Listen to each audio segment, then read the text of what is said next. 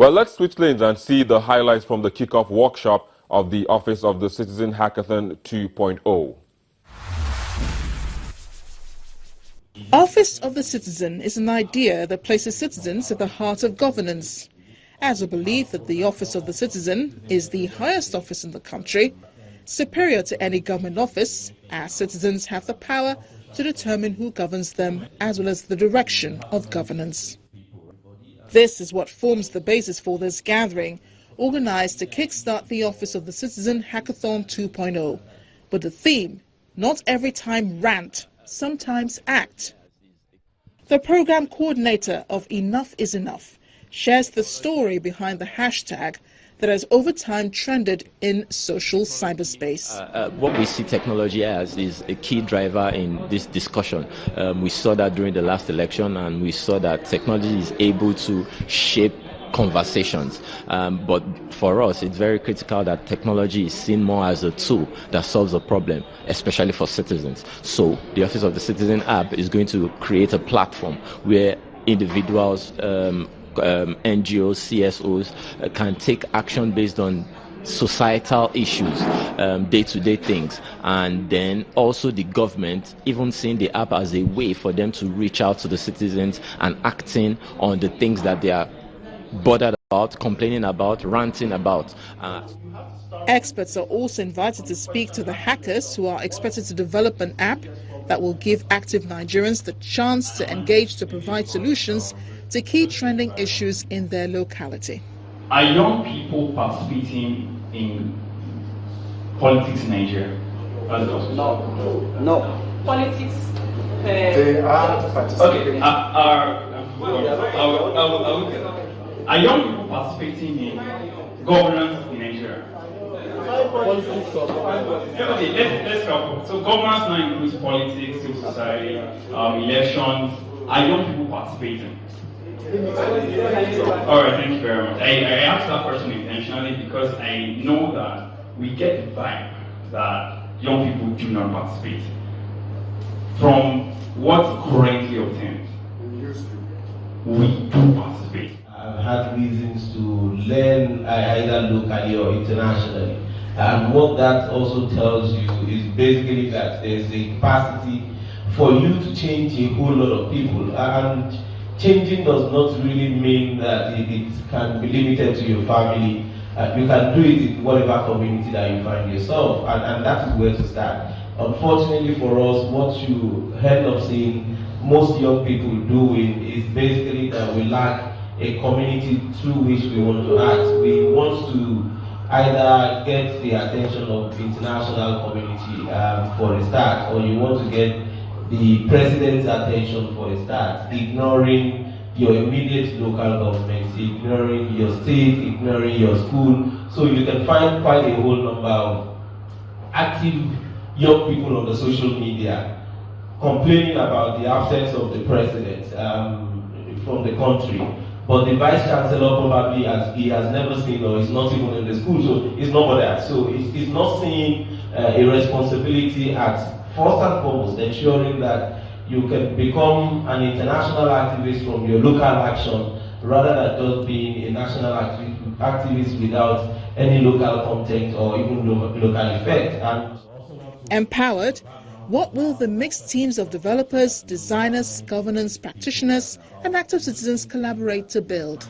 Yes, so the transparency app that I'm thinking we're going to be working on in these few days in this hackathon is about talking about why do we allow things to link in terms of, let's say you want to register your driver's license, or you go to the passport office, you are forced to go through the wrong way, because if you say you want to stand by the norm, you will wait for maybe 3 months or even more.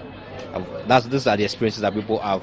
So how do you ensure that people that still want to do things the right way, they don't end up being burnt? That means galvanizing support. Like, okay, I've decided that I'm going to go through the route, and what are the things that are delaying the process from going through? So yeah, the idea is that the development needs of a state is listed. So in your environment, you can You can tell us that, okay, this road is not good, or this area does not have water, and that can be tied, that can be tied to the long-term strategy of the government. What is this government planning to do for the people? And in the plan, or in that strategy, what are the development projects that needs to be achieved in order to make that goal a reality?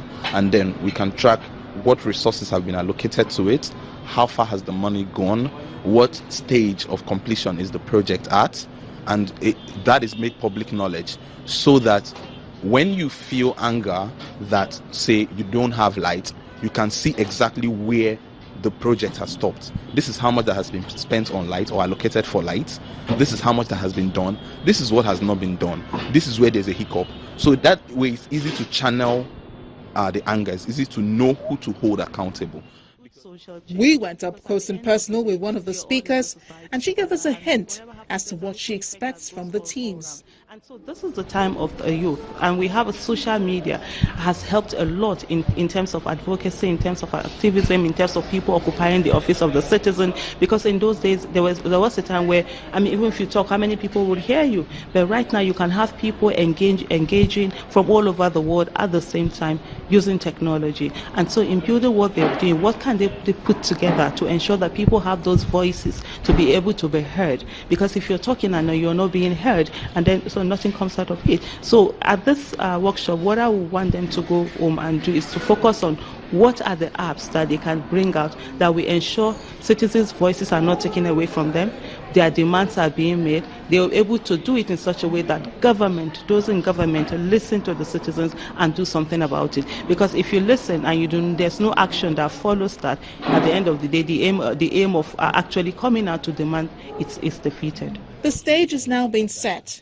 It is now left for these budding geniuses to collaborate and build technology platforms and applications that will change the way citizens view their exalted office.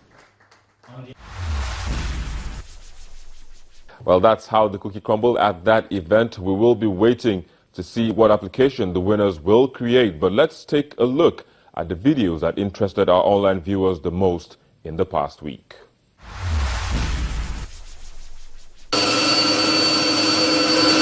This week's top 5 videos begins with that of 43 Nigerians repatriated from Italy, Belgium and Germany. I, Oluwarotimi Odunwayo Akeredolu, Senior Advocate of Nigeria, do solemnly swear that I will be... In 4th place is Mr. Rotimi Akeredolu being sworn in as the Executive Governor of Ondo State. The President wants Nigerians to know that he appreciates their prayers, he appreciates their concerns, he appreciates their goodwill. And President Muhammadu Buhari is seeking for an extension of his medical vacation takes the 3rd spot. And the meeting between Ali Modu Sharif faction of the People's Democratic Party with former President Goodluck Jonathan is 2nd. The ability of resolving these differences is what makes us human beings and what makes us leaders. I've met with Sharif and leaders of the party. I'll meet with others. And at the end of the day, PDP will become stronger so that we will be able to do what is expected of us. Well, the most viewed video in the last week is that of the Nigerian mission visiting affected Nigerians in South Africa's xenophobic attacks. They said we are selling drugs. How many of us are selling drugs here? We don't sleep. 63 days we cannot sleep. I've been here since 8 years. Everything I work for, everything has gone. Please, I don't know what people, Nigerians, what they're gonna do to help us. I'm a mechanic. Everybody that is doing mechanic at home, they know what it costs for someone to destroy a whole workshop. Please, I don't know.